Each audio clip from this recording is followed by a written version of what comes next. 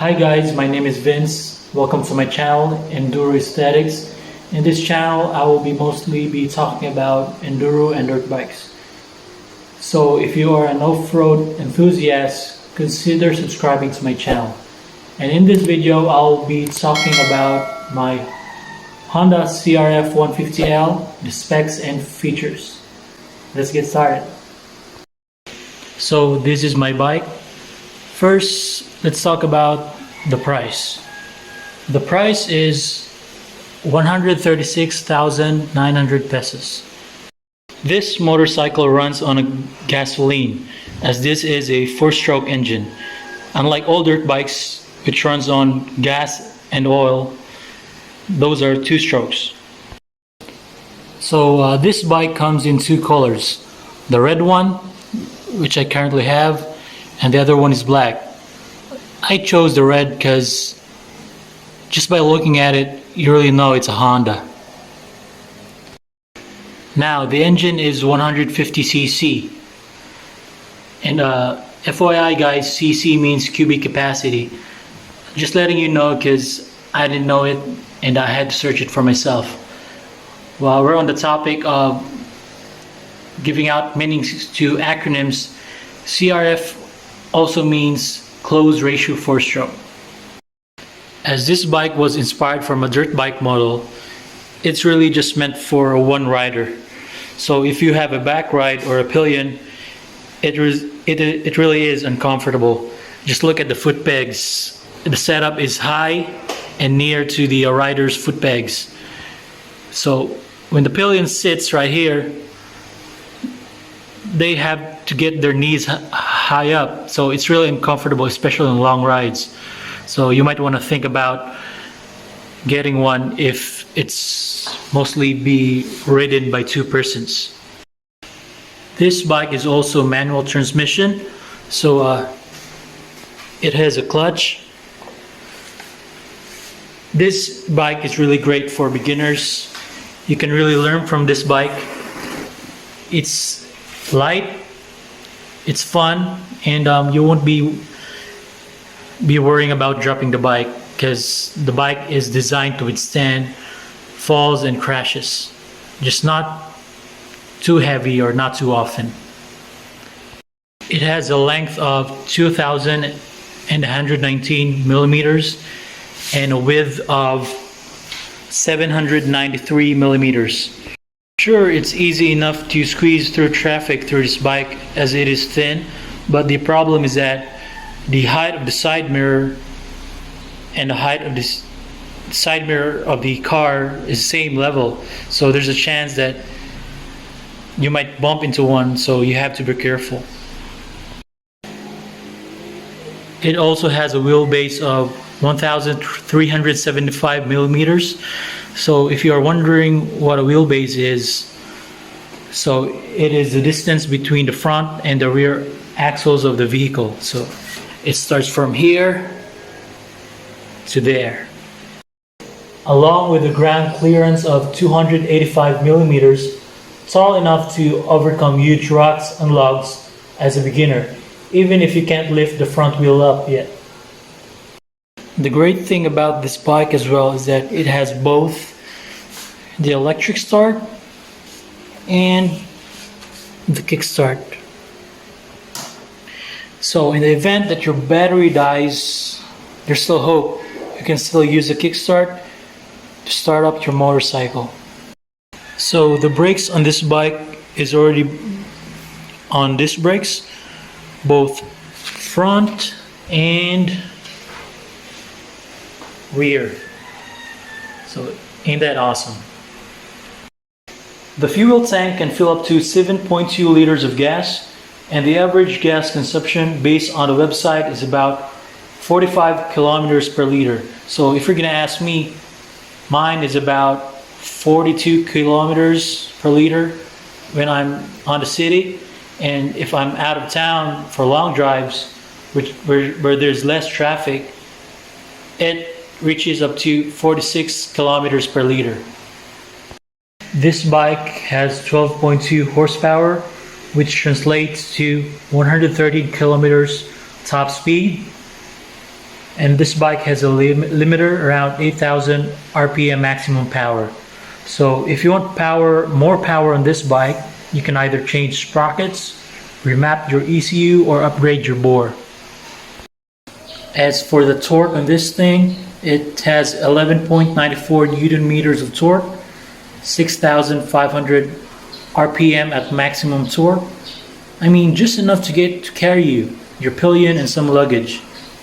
I can attest to that because I did a Cebu loop myself, and the bike did not disappoint. It carried us through some steep hills. The bike is amazing for its 150cc engine.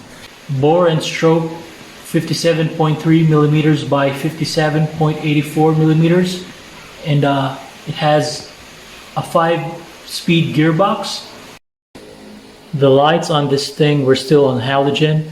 I had mine changed to LED since I really can't see enough during the night, and visibility is important.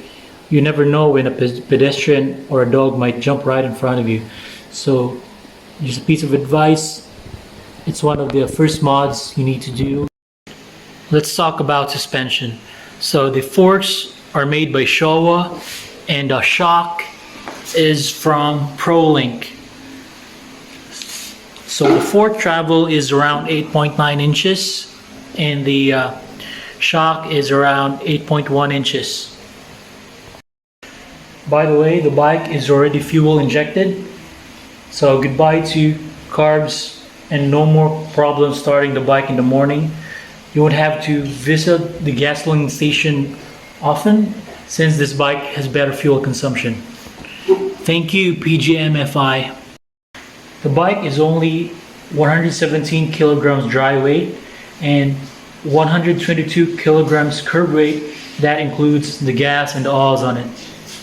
It's really a light bike. It's fun and you can easily move in traffic.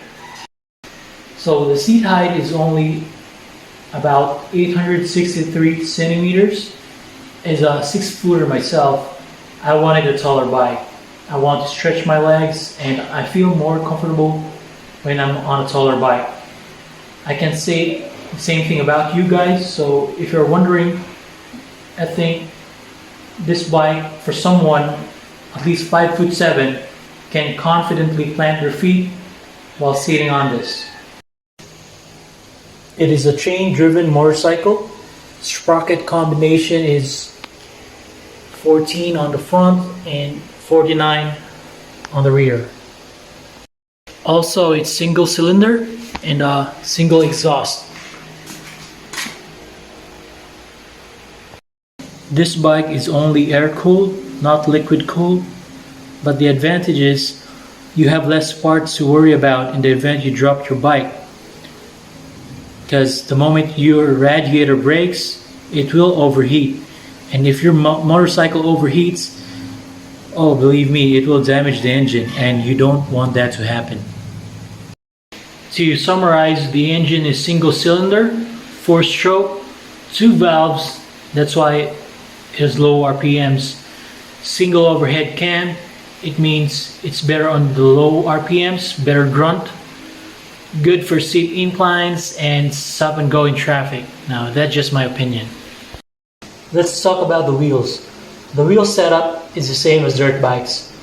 21 in the front and 18 in the back. The size of the wheels are 2.75 by 21 on the front and 4.18 for the rear. If you're wondering, the brand for the tires are IRC. So this is the knob design for the front and the knob design for the rear tire. It's not yet a tubeless type of tire. So far, I haven't experienced a pinch tire yet, causing for flats. Thank God for that, and not wishing it, not jinxing it as well. So back on top, let's talk about the display screen. So you can see here the speed, your speedometer, here your odometer, your fuel gauge, and your neutral indicator, the light indicator. Here, there's a button here. Trip A, Trip B, back in the main menu. So it doesn't have a gear indicator, so it's fine for me. So since you will not be looking at the bike anyways, you better be focusing on the road ahead for safety. Now that we have the bike turned on, might as well start it up so you guys can hear what it sounds like.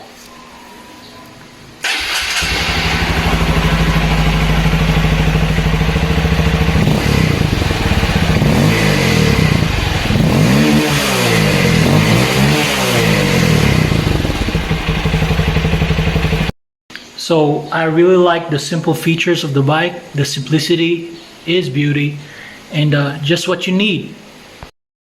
And if I missed some specs and features, feel free to let us know in the comments. And if you have any questions about the topic, go ahead and comment as well. If you have any suggestions for our next video, please let me know as well. So that's it for today, and see you in the next video. Goodbye.